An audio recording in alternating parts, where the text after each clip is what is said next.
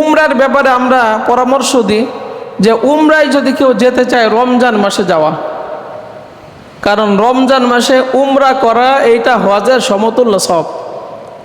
যারাই উমরায় যেতে চায় তাদের ব্যাপারে পরামর্শ হচ্ছে, নবীজি বলেন যে তোমরা উমরা করতে গেলে যাবা কোন মাসে? রমজান মাসে।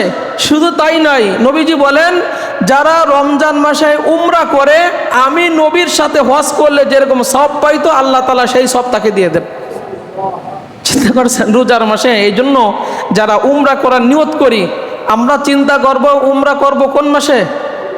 রমজান মাসে করবেন, তাহলে নবীর সাথে যেন আপনি হজ করতেছেন।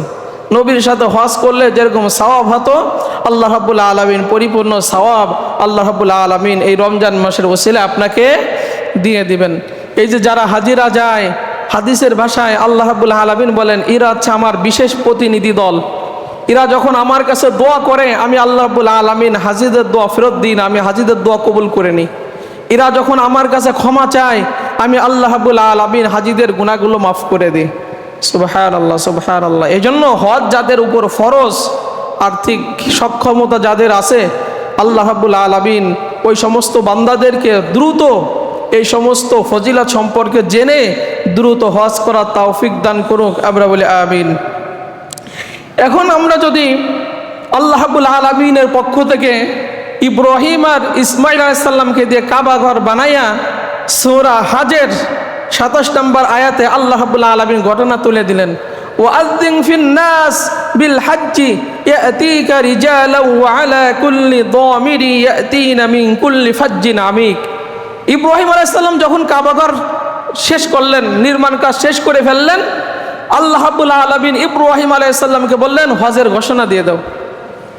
ওয়াআযযিন ফিন নাস, মানুষের মাঝে তুমি হজের ঘোষণা দিয়ে দাও।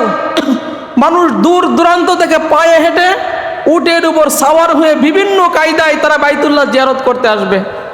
ইব্রাহিম আলাইহিস সালাম আল্লাহ রাব্বুল আলামিনের কাছে বললেন, আল্লাহ আমি যে হজের ঘোষণা মানুষের মাঝে দিব, কাবায় তো মানুষই নাই, এখানে তো শুধু মরুভূমি এলাকা, সেখানে মানুষ জনবসতি তখন ছিল না, আমি কার মাঝে হজের ঘোষণা দিব? কাবাঘরটা আমি নির্মাণ করলাম।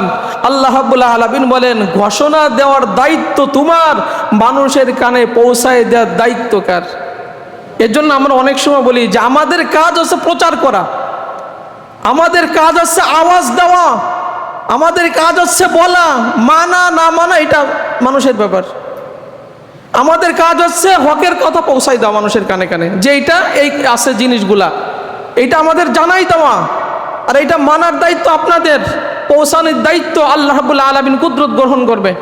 ইব্রাহিম আলাইহিস সালাম যে পাথরের উপর দাঁড়ায়া কাবাঘর নির্মাণ করলেন, মাকাম ইব্রাহিম, ওই পাথরের উপর দাঁড়ালেন, অথবা সাফা মারোয়া পাহাড়ে দাঁড়ালেন, অথবা কুবাইস নামে একটা পাহাড় আছে, তিনটা মত আসছে, এই তিনটা যে কোনো একটার উপরে তিনি দাঁড়ায়া মানুষদেরকে ঘোষণা দিলেন, হে লোক সকল, আল্লাহর ঘর কাবা নির্মাণ করা হয়ে গেছে, তোমরা যারা সেখানে আসার সামর্থ্য রাখো তোমাদের উপরে হজ আল্লাহ রাব্বুল আলামিন ফরজ করে দিয়েছেন। আমরা ইতিহাসে পাই, কিতাবের মধ্যে পাই, হাদিসের মধ্যে আমরা পাই, ইব্রাহিম আলাইহিস সালাম মানব শূন্য এলাকায় ঘোষণা দিলেন, আল্লাহ রাব্বুল আলামিন ইব্রাহিম আলাইহিস সালামের এই আওয়াজ আনাচে কানাচে আল্লাহ রাব্বুল আলামিন কুদরত গ্রহণ করে এমনকি মায়ের পেটের মধ্যে যে বাচ্চাগুলো ছিল তাদের কানে আল্লাহ রাব্বুল আলামিন এই কুদরতি ভাবে তাদের আওয়াজ পৌঁছায় দিলেন।